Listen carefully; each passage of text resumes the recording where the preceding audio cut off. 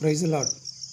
கர்த்தரும் இரட்சகரும் வரப்போகிறதான ராஜாதி ராஜாவும் நியாயாதிபதியுமாயிருக்கிற ஆண்டவர் இயேசு கிறிஸ்துவின் ஈடு இணையற்ற பரிசுத்தமுள்ள மேலான நாமத்திற்கே என்றென்றைக்குமுள்ள சதா காலங்களிலும் மகிமை உண்டாவதாக. ஆமேன். கிறிஸ்துவுக்குள் மிகவும் அன்பான சகோதர சகோதரிகளே, தெய்வ பிள்ளைகளே, பரிசுத்தவான்களே, உங்கள் அனைவருக்கும் விலையேறப்பெற்ற ஆண்டவர் இயேசு கிறிஸ்துவின் ஈடு இணையற்ற பரிசுத்தமுள்ள மேலான நாமத்தினாலே அன்பான வாழ்த்துக்களை இந்த kingdom of Christ in earth mission trust என்கிற உலகளாவிய ஒரே சிறுபான்மை கிறிஸ்தவ மத ஸ்தாபனத்தின் சார்பாக, கிறிஸ்துவின் அரசாங்கத்தின் சார்பாக, மெய்யான கிறிஸ்தவ தேசத்தின் சார்பாக அன்போடு கூட தெரிவித்துக் கொள்கிறேன். கர்த்தர் தாமே உங்கள் ஒவ்வொருவரையும் ஆசீர்வதிப்பாராக. ஆமேன்.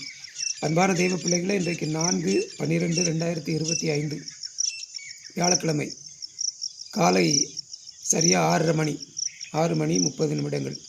அன்பான தெய்வ பிள்ளைகளே, கடந்த ஒரு வார காலமாக இந்த வீட்டுக்கும் இந்த இடத்துக்கும்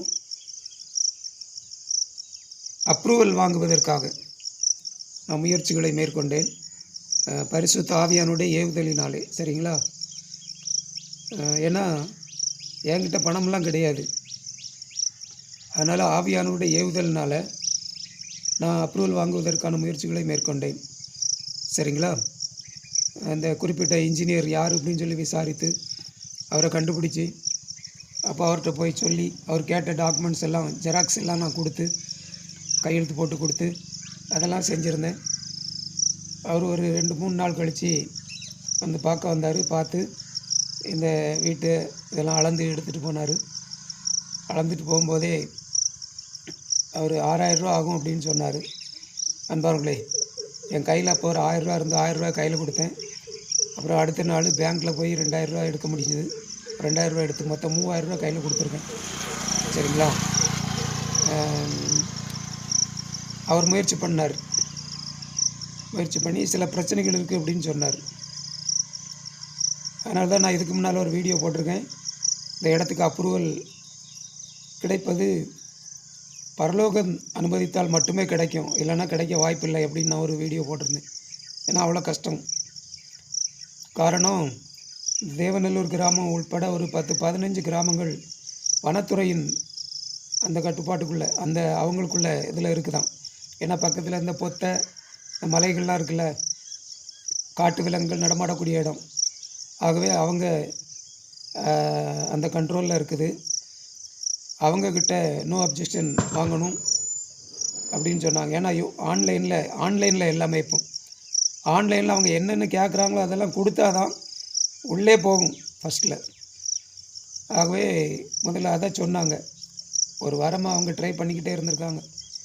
நானும் போய் அலைஞ்சு பார்த்துட்டு இருந்தேன். அப்புறம் கடைசியாக வனத்துறையில் அவங்களே அது வாங்கிட்டாங்களாம். சரிங்களா? வாங்கி உள்ளே அனுப்பிட்டாங்க. அப்புறம் நேற்று நான் போனேன். நேற்று போகும்போது என்னுடைய இந்த டாக்குமெண்ட்ஸை தான் இது பண்ணிக்கிட்டு இருந்தாங்க ஆன்லைனில். மறுபடியும் ப்ராப்ளம் என்ன அப்படின்னு சொன்னால், நமக்கு பக்கத்தில் முன்னாடி கேஸ் குடவுன் இருக்குது. எங்கள் வீட்டுக்கு முன்னாடி கேஸ் குடவுன் இருக்குது. அந்த கேஸ் குடவுன்லேருந்து 300 மீட்டருக்கு உள்ள எந்த கட்டடமும் இருக்கக்கூடாது அப்படின்னு ரூல்ஸ் இருக்குதான். சரிங்களா? எங்கள் கேஸ் குடவுன் ஒரு 100 மீட்டருக்கு உள்ளே தான் இருக்கும். ஒரு 70 மீட்ரு 75 மீட்ரு இவ்வளோ தூரம் தான் இருக்கும் கேஸ் குடவுன் இருக்குது. ஆகவே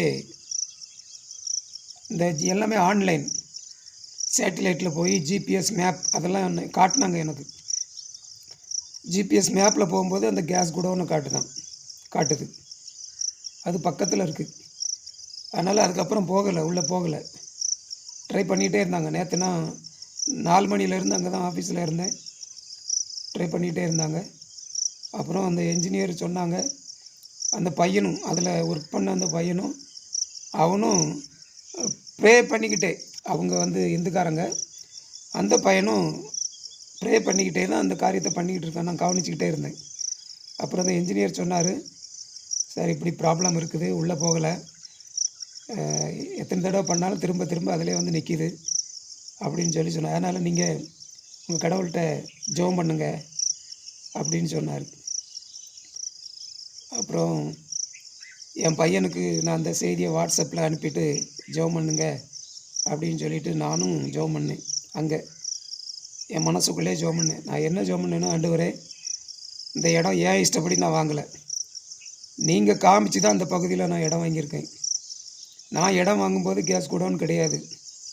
நான் இடம் வாங்கி குறைஞ்சது 3 வருஷம் 4 வருஷமாவது இருக்கும். அதுக்கப்புறம் தான் கேஸ் குடோன் வந்தது.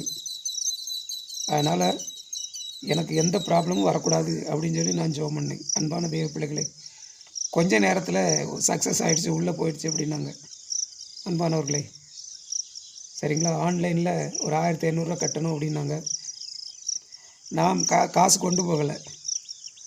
ஏன்னா ஒரு 5000 அப்ரூவலுக்கு நீ தந்திருக்காங்க, அதை கையில் வச்சுருக்கேன். 5000. அப்புறம் ஒரு சகோதரி ஒரு 500 கொடுத்தாங்க அப்ரூவலுக்கு நீ 5500. அதை நான் கையில் கொண்டு போகல. நான் கொண்டு வரலையே, வீட்டில் போய் எடுத்துகிட்டு வரேன் அப்படின்னேன். வீட்டில் போய் எடுத்துகிட்டு வரேன்னா அவங்களுக்கு நேற்று இந்த திருக்கார்த்திகை அந்த பண்டிகை, அதனால் நாங்கள் கொஞ்ச நேரத்தில் போயிடுவோம் அப்படின்னாங்க. அதனால் நான் நாளைக்கு கொண்டு வந்து கொடுக்குறேன் அப்படின்னு. சரி, நாளைக்கு கொண்டு வாங்க அப்படின்னு சொல்லிட்டு அப்புறம் அவங்களே காசு கட்டிட்டாங்க. காசு கட்டி ரிஜிஸ்டர் பண்ணியாச்சு அப்படிங்கிற மெசேஜ்லாம் எனக்கு வந்துட்டு. அன்பானவர்கள்,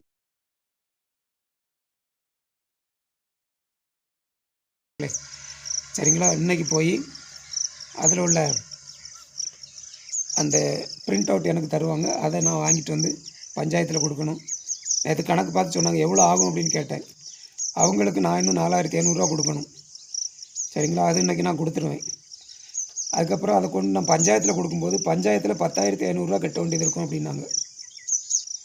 காசு கிடையாது, 10,500 என்கிட்ட கிடையாது, காசு கிடையாது. ஜோம் பண்ணிகிட்ருக்கேன் அதுக்கும். அப்புறம் அது போக கரண்ட் எடுக்கிறதுக்கு நேற்று வந்து பார்த்துட்டு போயிருக்காங்க. நான் அப்போ இல்லை. ஆனால் இங்கே வந்து நான் பார்க்கும்போது பைக் தடம்லாம் கிடந்தது. ஏன் பைக் தடம் இல்லை, வேறு பைக் தடம் கிடந்தது. அதெல்லாம் பார்த்தேன்னா பார்த்துட்டு போயிருக்காங்க. இன்றைக்கி காலையில் நான் இபி ஆஃபீஸுக்கு போகணும்.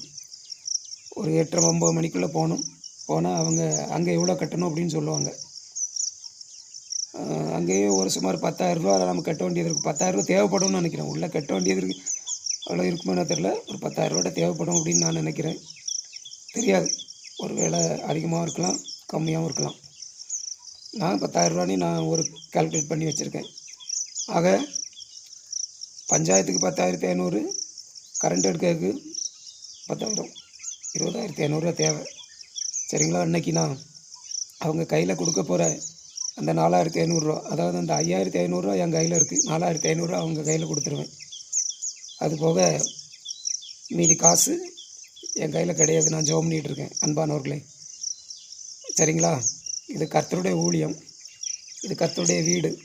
இந்த இடம் கர்த்தருடைய இடம், எனக்குள்ளே கிடையாது. அதனால் அன்பானவர்களே, நீங்கள் கிறிஸ்துவுக்கென்று ஏதாவது செய்யணும் அப்படின்னு நினச்சிங்கன்னா தயவுசெய்து செய்யுங்க. எனக்கு கால் பண்ணி சொல்லுங்கள். சரிங்களா, ஒரு 10 பேர்